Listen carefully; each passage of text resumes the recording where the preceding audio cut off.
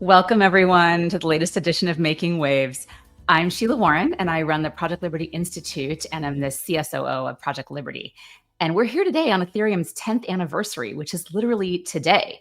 And I'm truly excited to explore what this means, this milestone, how far we've come in this past decade in digital assets and in this space, and with the Ethereum virtual machine. The context here is we're going to talk about how decentralized tech has evolved from financial sovereignty into social sovereignty, from the origin stories of Bitcoin all the way through the past 10 years of Ethereum. And I'm joined by two of my very favorite people, two incredible voices who've shaped this space from different angles in their own different ways, but who each have an Ethereum story that is powerful and exciting for us to get into today. It's my great pleasure to introduce Audrey Tang, who none of these folks really need an introduction, but Audrey, of course, Taiwan's cyber ambassador at large and the first digital minister ever, actually, in Taiwan and anywhere. She works on digital democracy and conservative anarchism. We'll get into all of that. And of course, has been critical in projects around digital democracy and cooperative AI research, among many other things we'll talk about. And then my friend Amanda Cassatt, who is currently CEO of Serotonin. Sero needs no introduction either, but she's also the former Consensus CMO. And during those early days of Ethereum, I think her story starts in 2016, a year after Ethereum launched. She's had a crucial role, I would argue one of the most seminal roles in building narratives around Web3 and blockchain technologies. She authored the very first Web3 marketing book, and she hosts, of course, her own podcast, Endgame. So with the two of you, you've both been building, I would say, at this intersection of narrative, technology, human coordination. Audrey, your focus, of course, is democracy. Amanda, your focus is, narrative and adoption. I couldn't think of two better guests to have here. I thought I would just start us off by having us each share our origin story with Ethereum. Maybe Amanda will turn to you. Like, what was that? I think your stories, I think both your stories are somewhat known, but let's get some insight on what that was like and what convinced you that this was a place to put out your chits, right? To move yourself and move your career into. Amanda, let's start with you. So I took absolutely zero risk getting into Ethereum because I was a 24-year-old knucklehead with nothing to my name, bumming around Brooklyn when I accidentally, through my interest in payments, discovered the first New York Ethereum meetup. And I went to solve my one little startup's problem. We had a decentralized media platform where we ended up paying out the dollar, the cent. We were splitting money with our creators. And the business model that made sense in theory didn't work in practice because of how payments worked. So I went to this meetup in order to solve my startup's one little problem, and my mind just got blown. And I realized I was going to have to land the plane of what I was doing. I was going to have to join this crazy motley crew, and I was going to have to be part of Ethereum. I'd been told that as a young person, I had to wait a long time to climb the corporate ladder. I was told that I shouldn't try to meddle with the system that's in place, the financial system, how the economy works, that I should accept my place in it and not try to make any waves. And here was the smartest group of people that I'd ever met that all had maybe utopian, but genuine techno-optimism, who believe that we can use technology to re-architect the system that we're in and make it better, especially for young people and tech-savvy people. And this was super exciting to me. I lost no time, and then as Consensus became interested in having someone join as CMO, I came on in that role in 2016. Led that team for 4 years and ended up bringing Ethereum to market. Started Serotonin after that, but that's my origin story. Incredible. And Audrey, very different origin story. And then I'll share mine, which is also very different, but over to you. Sure. So in 2014, we occupied our national legislature non-violently for 3 weeks. And basically there was a trade deal that was being rushed through, and people didn't like how it was deliberated. But we didn't just protest, but we demonstrated with 500,000 people on the street and many more online, and worked out, I think, the only Occupy movement that converged instead of diverged by basically calling to fork the government to take the existing deliberation processes and run it in a very different substrate, so that any government website, something that gov.tw.tw, you can change your O to a 0 and get into something that g0v.tw, which is kind of a fork, a shadow version of the government, but it's always open source. And then after a couple years, successfully kind of depolarizing the country from the 9% of approval rate back in 2014 for the president at the time, I was tapped to join the cabinet as digital minister, but I joined with this radical transparency platform so that anyone can visit me, lobbyists, journalists, anyone, but I always publish in video or in transcript the entire conversation. And turns out that the first person that I received in my residence at October 2016, not even 1 month in, was Vitaly Buterin, because he was introducing Ethereum, and I quote, he said, "The challenge is that I feel that it's not quite like open source software. It's not quite like a country. It's somewhere in the middle." And so he is also just recovering from the DAO fork, from the hard fork, and we talk about how to make the governance systems to mitigate the migration changes by making sure that we can build credible neutrality, bridging systems, scalable listening, now we call it broad listening, various ideas was just germinating at a time. And I learned that I think the credible neutrality is really good, and then I put into place many infrastructure like decentralized wallets and so on as infrastructure inspired by Ethereum. So since 2016, we introduced like quadratic voting, quadratic funding, many of these ideas as first prototyped in Ethereum into Taiwanese governance, almost working as a kind of research lab in Ethereum and a development lab in the Ministry of Digital Affairs here in Taiwan. And now Vitalik is a Taiwanese resident thanks to the Gold Card scheme, and I think there's much more research to be done. What a through line as well. And it's what I find so interesting about people who are OG in this space is that there was always a problem or a space they were working in, and Ethereum or whatever it was that captured their interest at the beginning, there was a potential solution formed. And that's certainly my story. So also 2016, I was general counsel of a very large, a big nonprofit that works with millions and millions of nonprofits around the world, educating and training them about how to use technology and giving them access to technology, everything from spreadsheets to, at the time, what is the cloud, like that kind of training when I started there. And in 2016, we were working a lot with activists all around the world. And we were finding that the hacking attempts on our servers were getting pretty intense. Actually turned to friends of mine who are technologists to just ask, are there other things I'm not thinking about that could help protect this very sensitive information on these human rights activists who are protesting, in many cases, their governments, because the information we have to store to serve them, their address, the fact they exist, even is a big problem and puts them in danger. And someone said, there's this thing called Ethereum. I don't really know exactly what it is, but it's got something called the blockchain underlying it. And we should think about, if that could work. So I also, Amanda, wound up at meetups in San Francisco, just trying to figure out what this thing was, and also just instantly caught the bug. And a year later or so, within a year and a half, I think, I was at the World Economic Forum, founding the blockchain team there. And of course, then getting to also be part of that global conversation about what this technology could mean, which I think, it's pretty exciting to be with two folks who've had such a critical role to play. And I think what I call like normalizing this technology, taking the fear out of it, saying you're not crazy if you are using Ethereum, if you are engaging with it, if you're owning it, whatever you're doing, doesn't make you a criminal, it doesn't make you a lunatic, it makes you somebody who's quite sensible and probably has a real problem to solve. And so I want to kind of move us then into this concept of smart contracts. At the time, this is 16 to 17, nobody really knew what they were. Are they contracts? What makes them smart? Like this kind of core principle of Ethereum that differentiated it, of course, from Bitcoin was something that nobody had ever heard of. And so I'm curious, to hear from both of you. Amanda, you were a person that helped make that term understandable and grokkable so people could know what the heck it was. But I'm curious, like how the smart contract evolution in your mind has played out over the last 10 years and where you might even see that going forward. So maybe Amanda, I'll start with you first. Sure, I can talk about explaining Ethereum because that was my job from the beginning, was the splain it gal. And I got to know just enough about how Ethereum works from an engineering perspective to play one on TV and be dangerous.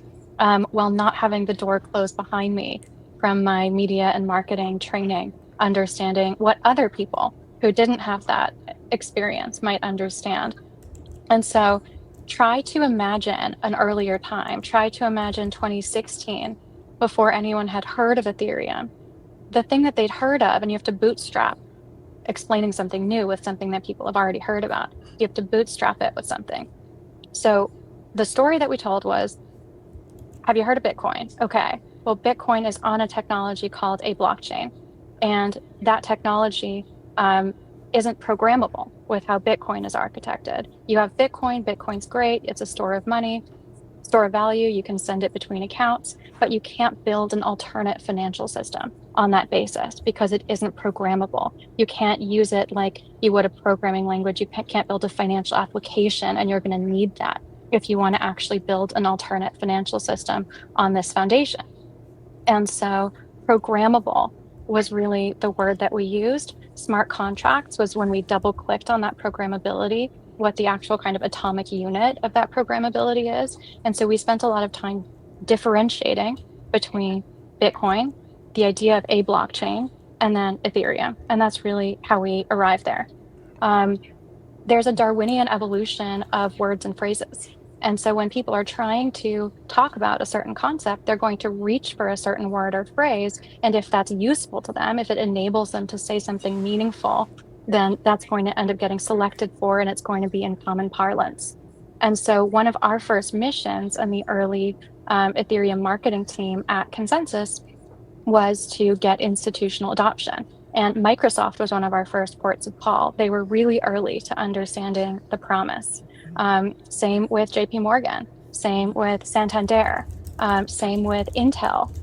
If you look at the original list of enterprises that were part of the Enterprise Ethereum Alliance, to use some historical terms, they were some of the folks that were trying to use this new blockchain technology for supply chain to try to remove misdoing from supply chain. They were trying to use it for, they hadn't come up with stable coins necessarily yet, but for payments.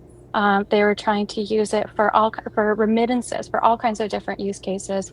And for a lot of them, this term blockchain really resonated because a lot of them were thinking, how do we get rid of crypto? Crypto seems dark. Crypto seems non-corporate. How do we get crypto out of the picture and just use the blockchain part, which we think is safe, which we're not worried about securities law for? And so that's why this term blockchain got so evolutionarily selected for at the time. Now, I barely ever use the word blockchain because crypto has worked, right? Stable coins are starting to get product market fit, and we can talk about where the blockchain has actually found PMF at this point. But I think the currency, the cryptocurrency, the use case there with tokenization of Ethereum has become so powerful. Then we went through a whole different set of terms with Web3. Once people were starting to get excited about use cases beyond financial use cases, and suddenly it appeared as though cryptocurrency, the currency part of that, is only a subset of all the things that people are excited about doing with this technology. So we need to reach for a new term. We need a new evolutionary pathway here. So we reach for this old term. It actually had existed a while, Web3, and that term becomes predominant because we're trying to reach for it in order to describe something. So the cool thing about Ethereum is that it has all of these different capabilities. It's a substrate. It's something that you can mold. It's something that you can figure out how to use for your interests and purposes, kind of like the internet. And that means that at different points in its evolution, there are different words and phrases that people reach for to describe the parts of it that are the most interesting or the most useful to them. And I think we're going to see that continuing to happen, whether that's DeFi, whether it's stable coins, whether it's RWAs, whether it's equities that are on chain. I think we're gonna see all of those evolutions. You know, it's so funny because I think people that have come in more recently I think about crypto as always being as a terminology coming through a regulatory frame, especially in the United States, right? We had to call it a certain thing because we're worried about the SEC or whatever it was. And of course, we're talking about a time when none of that was all in the foreground. Like there was no sense that there was going to be those kinds of issues because it was so niche as a concept. And people were trying to make sense of it. Like, what does it mean to have a different kind of ledger that you can program? And what does that mean for things like payments? It was so early in any of those opportunities, right? Supply chain, we did a massive project on supply chains and smart contracts and how you could leverage essentially the technology to automate certain kinds of things that were causing friction or problems, or this was like the trust machine era, right? So we've come really far, and yet in some ways, like rhetorically, we're still at a place where some of those things we were all excited about in those early days, this is the blockchain for everything days, right? This is like the 16, 17 kind of time. We're coming back around to a lot of that and saying crypto is useful in so many contexts that are not financial, that are not about fintech, and that particularly are not about payments. Over to you, because your work, of course, in defending democracy essentially is the next frontier, right? So how have you seen in this more social space or the democracy space a similar evolution or journey, whether of smart contracts or Ethereum more generally? I'd love to hear that. Certainly. Yeah, in 2016, the Taiwan cabinet prepared a infrastructure bill. It was the first time that the data protocols, data coalitions, qualify as infrastructure budget, just as highways and so on. So it was very exciting and inspired by the protocol-based innovation. Just imagine prior to this kind of distributed ledgers, if people in Taiwan, they see, okay, the government publishes the air pollution numbers, the PM 2.5 measurements from those large measurement stations that are far from their home. They're like, oh, actually the air was not that good around my house, but the government says it's pretty good because, they only have limited monitoring capability. So people will set up their own air boxes measuring the air pollution around them. But every different vendor uses a different system, and people can, of course, worry about whether because of political pressure or whatever, those numbers will get retroactively changed and so on. So there's many different groups, including actually primary schools and high schools, doing those air pollution monitoring, but they wouldn't have one single place of trust. Neither the municipal government, neither the national government, neither the schools themselves, Ministry of Education, to host all those data, right? So the obvious way to do this is not to build one more highway, but rather build the on-ramp and off-ramp of all the different existing highway system. So no matter which kind of air pollution measurement system you use, there's a off-ramp so that you can download these into a distributed ledger. And once you have written it in the distributed ledger, you can also on-ramp it into a different analytic system. And that's what smart contracts are good for, because it enables a standard, a protocol, so that people do not have to make, n times m, a combination explosion of adapters. People can just agree on the distributed ledger, a protocol. And so the upshot is that with the civil IoT infrastructure, everybody knows that the government or the schools or the industry, nobody can go back and change those numbers. These are tamper-proof. And yet this credibly neutral substrate showed everyone what the actual air pollution system is like. So I think democracy relies on informed citizenry, but especially in a time of polarization, nobody trusts the other side to host the anchor of trust of data, right? And so this kind of credibly neutral layer boosts everybody's mutual trust. And so we would reuse some of those systems for air pollution mapping and visualization in 2020 when we visualized, for example, where's your nearby mosque levels, so that you can get some masks and dispatch to the nearby pharmacy. We also use it to do zero knowledge, like privacy preserving contact tracing and things like that. And all of this builds on the same protocol-based innovation, not a specific app where you have to trust the maker of that app, but rather it's civic, right? Everybody can exercise their civic care by making a better app, but they don't have to rebuild all the backstage, the stack from scratch. They can just plug in to this on-ramp, off-ramp system for interoperability. And that boosted the level of trust approval rate in 2020 to over 70%, up from 9% just 6 years ago. And Audrey, I mean, so much there to unpack, but I think one thing you and I have talked about quite a bit, because you are supporting our nonprofit Project Liberty Institute with DSNP, which is our protocol, is this idea that even though we've opened up, to some degree, especially with stable coins, this kind of jet fuel of the digital economy, we've opened up some of the financial services spaces, we're still in a world of very centralized social media and content, right? Leaving aside even social media, as a general matter is very centralized. And you've talked a lot about this and how the consequences of that, of course, in summary, pulling people, the polarization you just mentioned.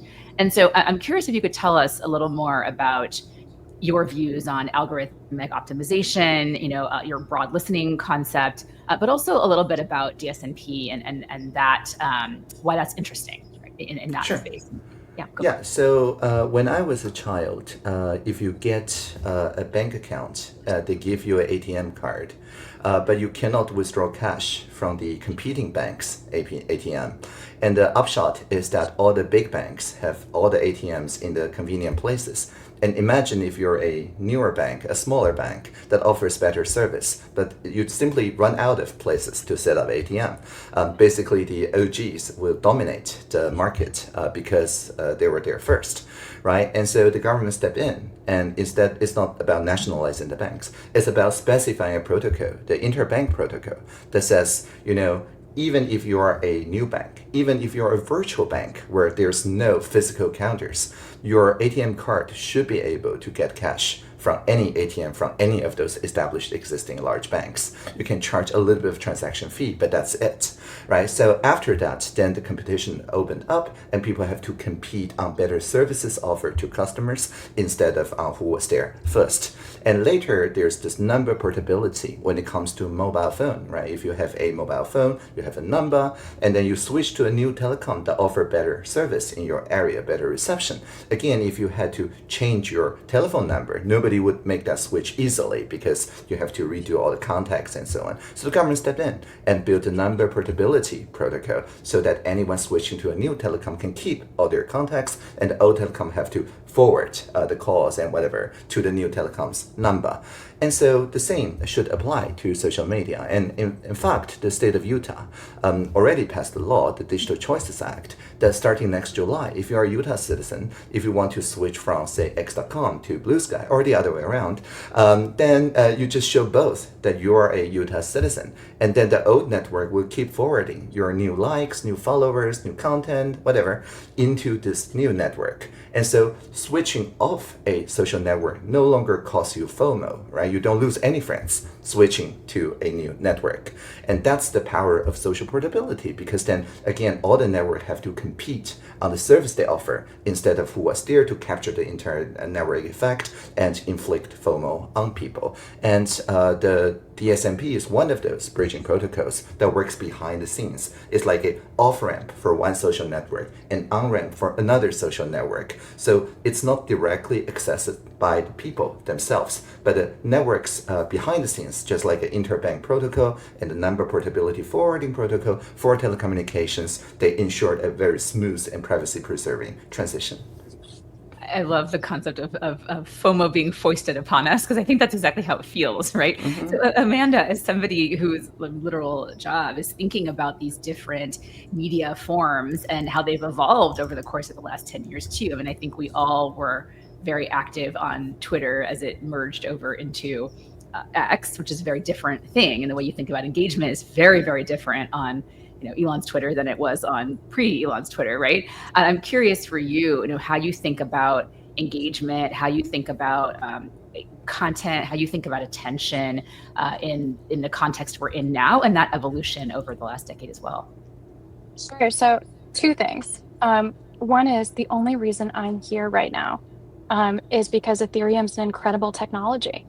And I think that possibly my example has served ill in that people think it's okay to try to hype something that sucks and to use marketing tactics, which I've definitely laid out as best as I could in my book, to try to pretend like a technology is valuable and interesting that just isn't. And so what I would say to all the marketers out there is that marketing, attention, storytelling, it's a means to an end. And ideally, the end is what's interesting. The idea of creating an open, permissionless financial system that everybody has access to, that is just such a massively exciting idea. And before Ethereum, from my perspective, I hadn't encountered anything before that actually legitimately opened up that possibility. And that was just so freaking cool. And so, to everyone who's interested in this storytelling aspect, first, find something that changes the world, find something really remarkable, and see your storytelling gifts as a means to an end to accelerate maybe something that was inevitable, the process of getting that thing into the world. I always say marketing is the art of making possible things happen. And it's a bit unsexy, it's a bit unromantic, but it was always possible for Ethereum to become what it has done today and to go even further. And what my teammates and I did is we used marketing, narrative, storytelling, many different channels, many different stories in order to make that future happen and happen faster and get selected. I don't know how much quantum stuff you believe, but get selected from all the possible futures as the one that we would be in, one where Ethereum has established what it has done today. So I would say that try to find something meaningful that's exciting. Find the smartest builders that you possibly can to support with your narrative capabilities. What we did for Ethereum was really try to normalize it, using that word that you used earlier, Sheila, by linking it up to things that people already knew and trusted and were excited about. And we were able to do that because the technology itself was so exciting and groundbreaking, and it enabled something to become possible that wasn't before. And that's why these companies, these builders, these government individuals all ended up getting excited about it because we were able to tell that story. When it comes to the modern world of social, and your question about X, what we've found is that the X dominance in the crypto space is accelerating. X is now downstream of, it's upstream of the media. The media is downstream of X. And so when we work with projects at Serotonin, we create primarily for X. Even if we're publishing an op-ed in the Wall Street Journal, we want it to be in that physical journal so that someone takes a picture of it and puts it on X. If we are doing an environmental ad, like the one we did about stablecoins, everything is a bank. This ubiquitous motion right now, anything can be a bank. Everyone's becoming a bank. When we did environmental ads around that campaign with M0, that went really, really well. Like, we did those campaigns in order for people to take pictures of it and put it on X. So X dominance for reaching the crypto community is increasing, not decreasing. And it's become a really wonderful tool to spread narratives. This short form video format has been working really well. It's a great format for telling a story. You get a little bit more time than something like TikTok, but it's not a long form podcast, for example. But it can point people toward going to and accessing longer form media. But that's really the state of the art that we've been finding, and we've been very grateful for and excited about X as that kind of tool. That being said, do I wish that decentralized social media, where people owned their own data, do I wish that that was dominant and accelerating? Oh yeah, absolutely. And I have been excited about Farcaster. I've been excited about Lens, what we're building at Serotonin for the Web3 community and events. We're building on Lens, actually, and you can start looking at it at sero.se.ro. It's already kind of the #1 destination for people to see all of the events going on in the community, and people in the community can post there. And can host their own events there. So it's like Luma in many ways, but with Web3 capabilities, and then social tissue, social connective tissue afterwards. So we're trying to build this decentralized, self-owned social. A lot of other people are building either the infrastructure for it, gestures toward it, and I'm hopeful that that works. But the flip side is, I think the world is going to continue being a heterogeneous mix of centralized and decentralized things. Um, I think centralized compute, centralized AI, decentralized compute, decentralized AI. I think, centralized stable coins, centralized fiat currencies. decentralized stablecoins, decentralized internet native currencies. I think these things are all going to coexist for a while, and creating those sinews and interstices for them to flow in and out of each other freely. I think that's part of this mission of getting people access.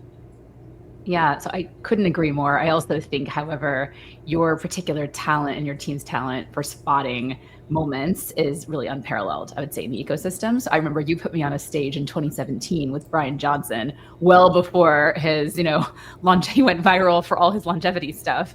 And I think you just had this, and I think about that a lot, actually. It's kind of funny how differently our journeys and your journey and Joe's journey have all kind of I'm like a lined up. VC for stories, right? Like I see a little grain of a story really early on. I try to glom onto it. I didn't always create it, but I look at it, I'm like, ooh, that's gonna like there's a lot of question of like who first coined biddle instead of hodl.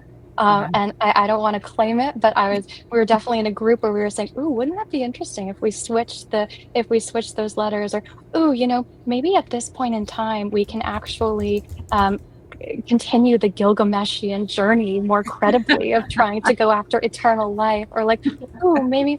But I've also been wrong a lot. I've also tried to call things terms that didn't, that in that Darwinian evolution didn't get selected for. Like we were talking about, early compliance stuff. Myself and the legal department at Consensus tried to get ICOs to be called TGEs right from the beginning, I remember because that. we knew, remember, right? So it doesn't always work. Yeah.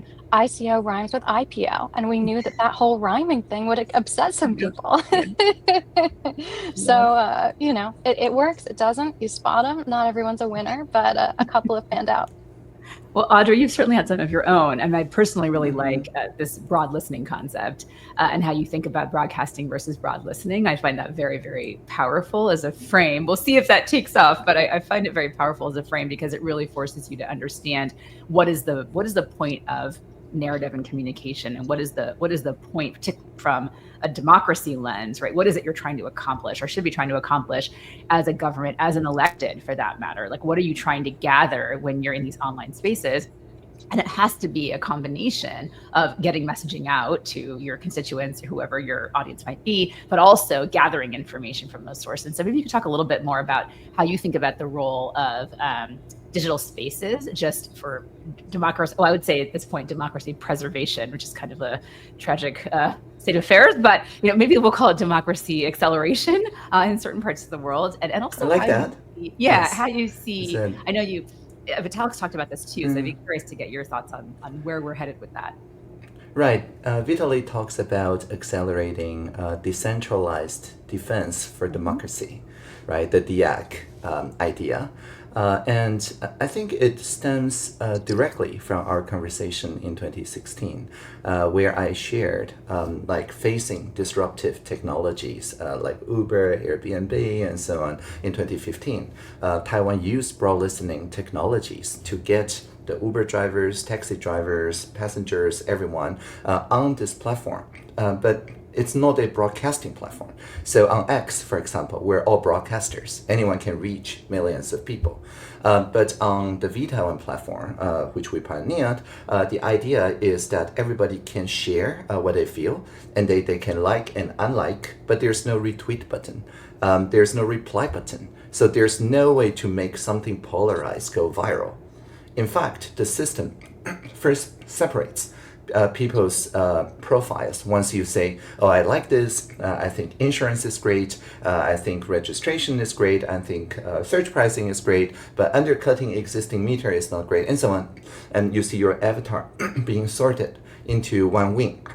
So initially there's like 4 different clusters. And then the system start awarding bridging bonus to anyone who come up with statements that bridges on one of 2 of those 4 different groups. And so anybody proposing something like, oh, we need to, forbid undercutting existing meters and allow surge pricing for existing taxis. That's a bridging statement for two of those clusters. And so the system display a high scoreboard leaderboard for the highest bridging bonuses. And so the four groups eventually became two. And then the competition was on the one that goes most viral is the most bridging of those two remaining. And finally, we have the 9 most bridging statements, which together form a coherent proposal. So these nodes became the foundation of the Taiwanese Uber law, which is fair to both Uber and taxis and also people in rural places that have their own fleet. Now, fast forward to today, we have seen this algorithm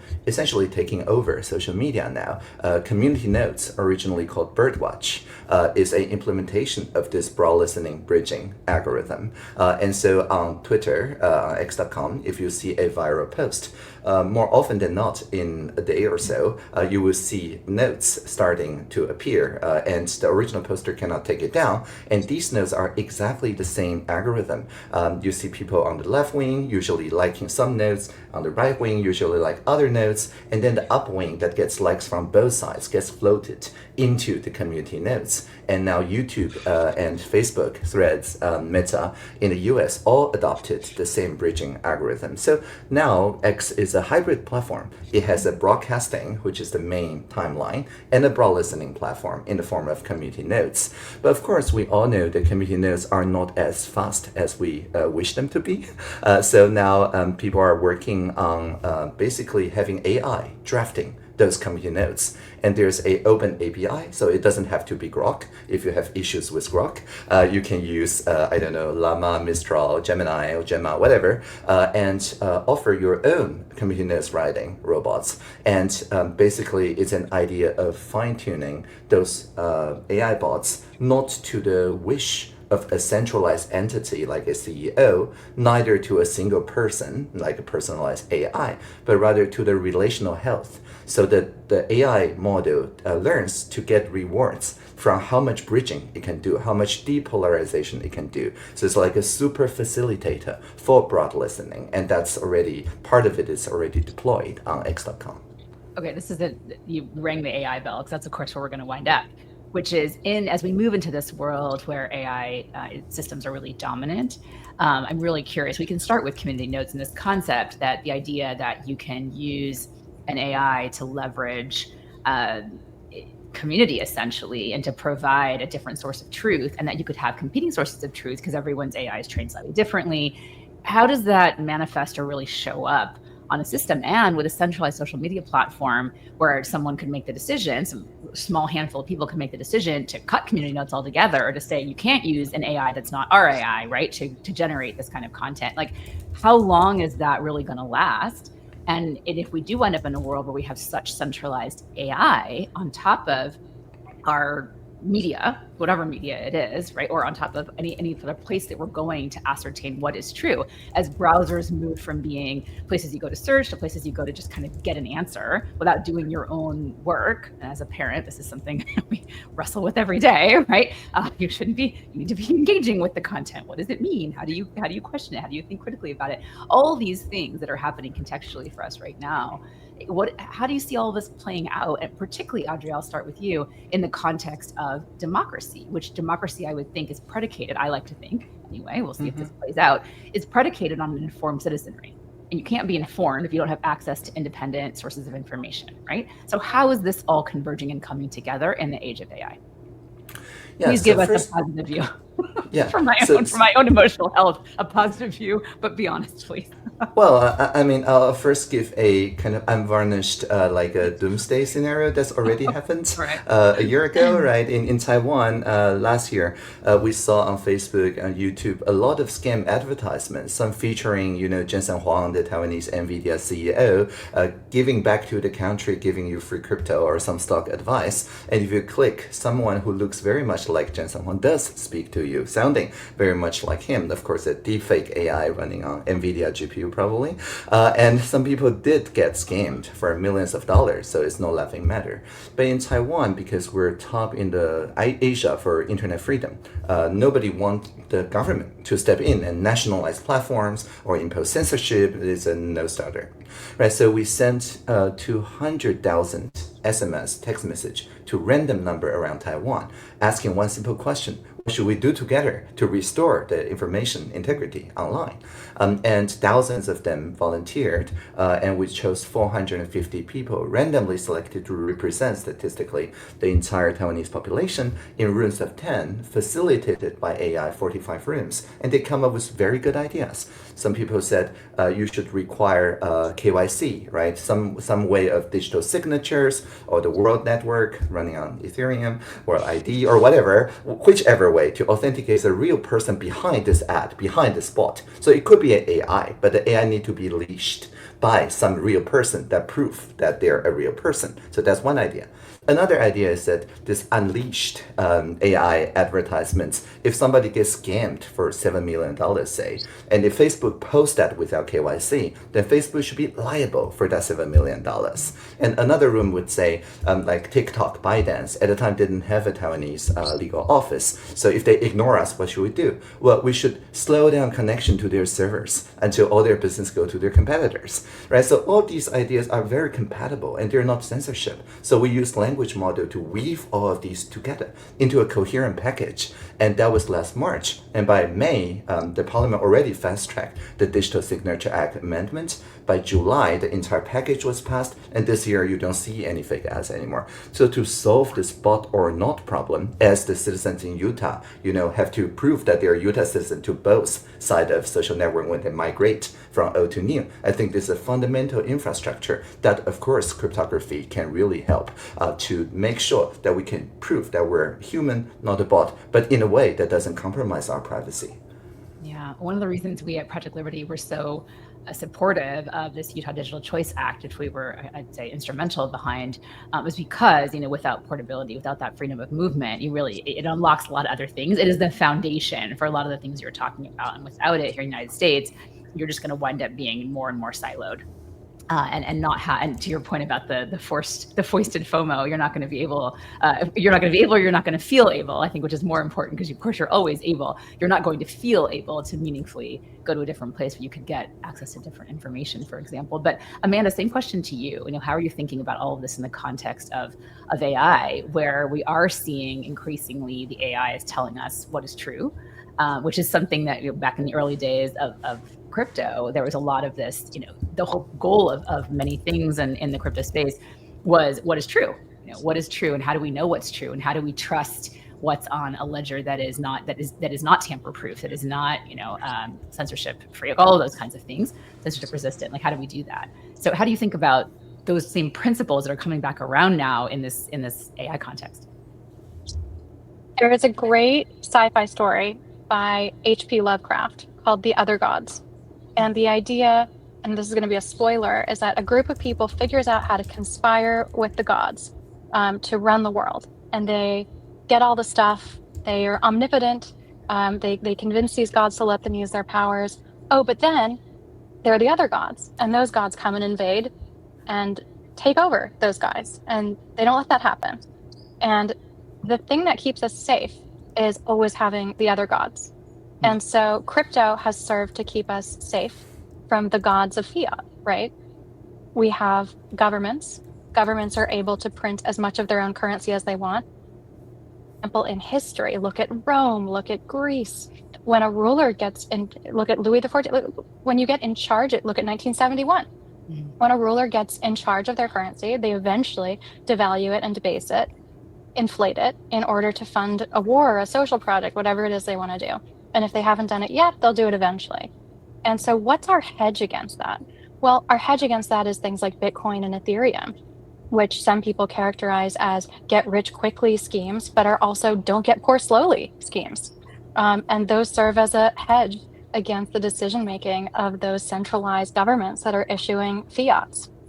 Similarly, and this isn't too dissimilar to what Vitalik has articulated with DAC, decentralized or democratic accelerationism. Similarly, we're going to need multiple differently architected AI systems that have different incentives in order to be safe. And this is also a part of how like biological evolution works. Like we have all these different systems individually as a group that keep us safe, that are safeguards against any other one of them taking over. And that's why it's been so hard to come with unifying theories of how the body works or how the social body works, because there are so many things that don't actually have to do with each other, that are actually these other gods' challenges preventing one explanation or one thing from taking over. And so the question to me isn't how does decentralized compute take over? How do we put down, these centralized players like a Microsoft, an OpenAI, an XAI getting powerful? They're going to. They're building up the infrastructure, the compute capabilities to do that, of course. But how are we going to continue having other gods to counterbalance each other at all times? Is that going to look like the US and China counterbalancing each other? Is it going to look like different centralized companies that emit AIs counterbalancing each other in some kind of arms race that hopefully no one ever completely wins, right? Is it going to be centralized versus decentralized players? Is it going to be these big centralized systems versus these tiny little ground games of individuals that decide to live outside of that system and create their own networks and serve as a bulwark against that system, which actually can't really control everything and everyone everywhere? Which of those dynamics are going to exist? The thing that's important to me is that one thing not completely take over. And continuing to have those checks and balances as the kind of American democratic construct of this other God story, right? How do we keep on having checks and balances? And to me, that's the difference between things working out and things not working out. Yeah. Well, I think this is the big concern people have around the other gods being both all centralized, because at what point is there a deal that's struck by the gods and the other gods who are this counterweight, right? At what point did the US and China become allies? I mean, whatever, right? If we're playing the probables, what happens then? And I think that's what has people so concerned. And one of the, of course, as we all know, one of the sort of origin stories of decentralization is this idea that distributed power is also really important in these systems. And what do the other gods look like? How focused are they? How monolithic are they? How tightly controlled are they, right? Versus how distributed are they? How transparent are they? How accountable are they? And who are they accountable to? And so I think you can see in the history of American politics, anytime you have one political party that dramatically outweighs the other, in power, things aren't always so great, right? And you have to do a course correction at some point to get back into balance. So I think those are great examples. And I think they also serve to illustrate why the movement towards decentralization remains of paramount importance to provide an alternative balance in those systems that is less easy to take over, right? Or purchase or own in some way. But I'm curious, Audrey, of all people, I'm really curious to get your thoughts on, like open source, open weighting, like things like this, and how they serve as a, not a foil, but a counterbalance to the point that Amanda, I think the excellent point Amanda is making about how do you create checks and balances and counterweight in the system. Do you feel that those sorts of tools are going to cut it? Yeah, so Sheila, you just mentioned that in a centralized social network, the owner can choose to stop interoperating with other community nodes providers. And in the paper, Scaling Human Judgment in Community Nodes with LLMs, the authors envision community nodes not as a feature in each social network, but rather a layer. So like DSMP, a protocol where you can annotate any bunch of text anywhere in the World Wide Web, and even some text fragments being fuzzy matched. And so think of it like a great contextualization layer that interoperates with all the existing social networks and newer social networks. And in this sense, it's the models trained this way would not be like a god, like a Abrahamic, see everything, do everything God, but rather like a kami. I was just in Japan, and they have this idea of kami, which are spirits that have this moral scope of maybe a forest, a mountain, a river, a garden, or something, right? So the kami's role is just to ensure the relational health of everyone in that scope, just as a computer knows writing bot is focused on depolarizing two specific subcommunities so that they can see each other's viewpoints and discover those rarely discussed common ground or the uncommon ground. And so a kami differs from any other deities in that they're polycentric. Right? So in one Zen garden, you have maybe a kami of a nearby river, of a mountain, a stone, and things like that. And then they're not really trying to grow a ego. They're essentially bound in the scope of care. They see a need, they respond to that need, and then they dissolve once that need is gone, right? So I think it's fundamentally a very different way to train AI systems. Instead of reinforcement learning by human feedback, where they get people more addicted to it by growing more sycophant and flattering and things like that. Reinforcement learning by community feedback basically aligns to the relational health in that community so that we can care about each other more. So I wouldn't say that the vertical alignment that builds, take off a singularity thing is the only way to align. There's also horizontal alignment that builds those kamis that care about communities, not a supersized ego. So it's all about flourishing and well-being instead of about, super intelligence. Actually, we the people are the super intelligence. Yeah, I love that, and I fully believe that, and that aligns with your framing of cooperative AI, right, versus authoritarian AI, and this idea that in order for an AI to actually be, I'll use the word authentic, to really reflect and represent the population that it is purporting to represent, it needs to have this relational aspect to it that you can code into it. You can actually make that something that is of paramount importance in the systems. And I'm curious how we're going to see differentiation among these AIs in tone, right? Not just in tone and how it relates to you and how apologetic it is or how much it's sycophantic to you, which is what we are, the joke now is that, no matter what you say, the AI is like, oh no, you're wonderful, I love you, like not that tone, but a tone in terms of how it's considering opposing points of view and how generous, I would say, it is with some of those minority points of view that of course risk getting squashed. And certainly when we think about AI, we have to think about, even more than I would say in crypto, when we think about AI, we have to think about weighting as a democratic practice, right? And all that open weighting has to reflect the fact that you're always going to have smaller communities within a broader community that are critical to understanding the holistic picture of what is actually going on, that you can see in something like community notes, because that can come up and you can kind of weight them accordingly, but that doesn't mean that the weight should make them invisible. So maybe you want to say a little bit more about cooperative and authoritarian AI as well. I find this also equally fascinating. We've touched on a lot of the concepts here, but how you see that playing out, and how you see that playing out, I think, with the connection between that maybe and this decentralized awareness that we sort of, that people like Amanda, like you, like me, have brought, I think, consciousness to over the last decade. Yeah, definitely. I think one of the main idea in cooperative AI is that AI can facilitate human cooperation. We talk about a bridging system, we talk about the uncommon ground, we talk about AI as facilitator. In those rooms of 10, it is an AI that moderates the discussion, that encourages people who are quiet to speak up, to limit disruption to 5 seconds, to show real-time transcripts, and so on. And so, in 45 rooms, there's no way for 45 human facilitator to come together to mind meld and figure out that overtime window, that overlapping consensus, like in a few seconds. But language models do that, right? So apparently, when people come together and listen to each other, they actually see each other's viewpoint and become immune to polarization.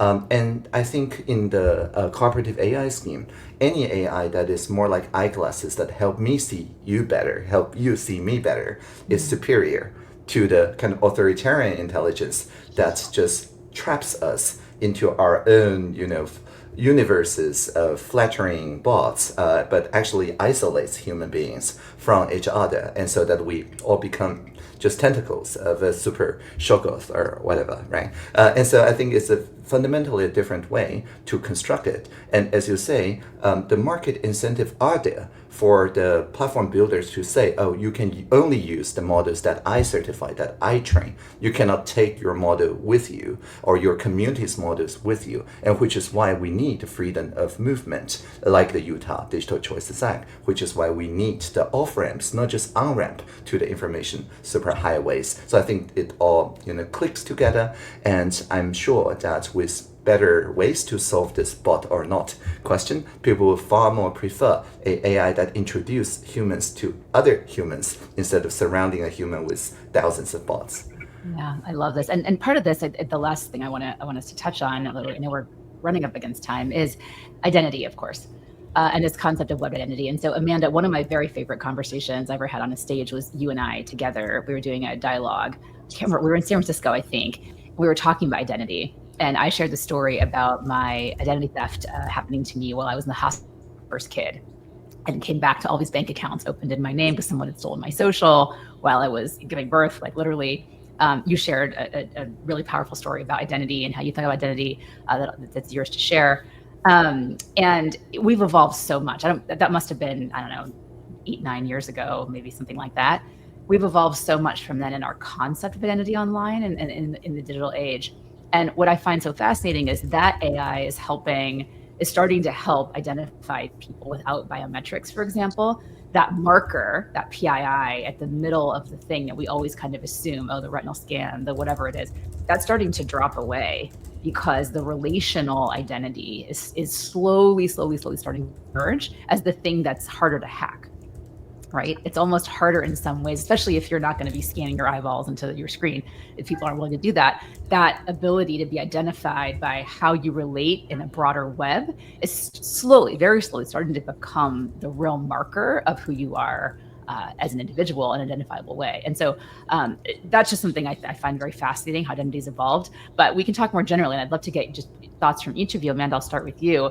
And particularly in this era where identification that you are a human, not a bot, is going to become more and more and more important, and very, very quickly. I'd say it already is of paramount importance for people to understand the differences there. And as bots become more and more, they mimic real humans more and more, because now you instinctively can tell, right? But as we move to a time where it becomes very difficult to have that gut feel of whether something is a human or a bot that you're interacting with, how do you think of identity in that space? And particularly, what do you see the role of Ethereum being going forward in that space?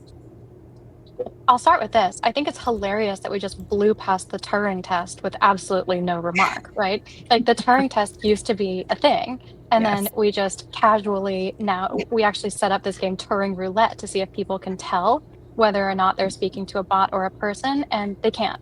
And there's no, it's not like a 10-year anniversary where there's confetti. Oh, we blew through the Turing test. Oh, now the Overton window just closed on that, and this is the new reality. And I think that's going to be how the singularity feels too. It feels like that's a thing, but instead we're going to smoothly just slide into it. And then this is water, right? It'll feel like that's always the way it was. And I think, not to be too devil's advocate here, but part of what Ethereum enables and digital currency enables is it enables a non-human actor to behave like a human and to actually deploy capital, to run a business, to start a business, to have some kind of freedom. And I guess I wonder, like, AI rights, like, do they all really have to work for us?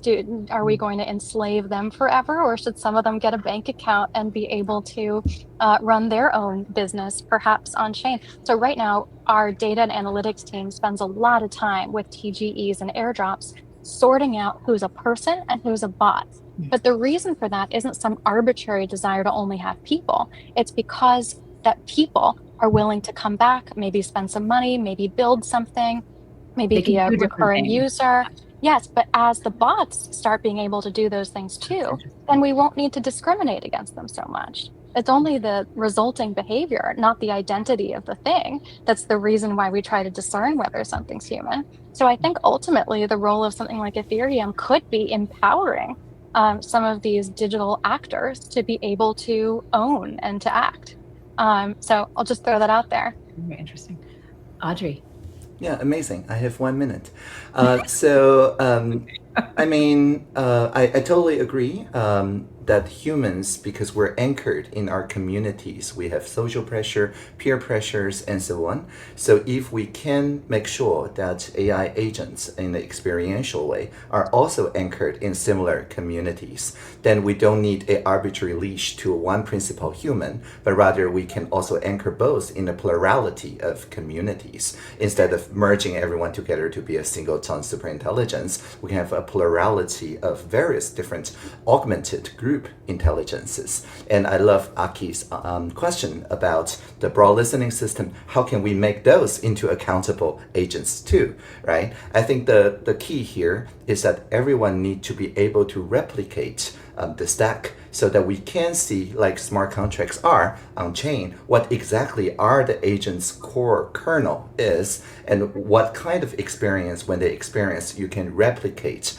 their outputs so that everybody can see when anyone runs broad listening, it's not just, they already agree on interpretation and just retrofits the AI to say that words, but people can actually pre-commit to these kind of agents and run their agents in a replicable way and see, oh, actually everybody gets the same results, summary, topicalization, and so on together. And Polis is already working on that with Gemma and other open way things. And so once we have that and the agentic ID, I do believe that we can have kind of semi-autonomous agents that are still anchored in community and peer pressure.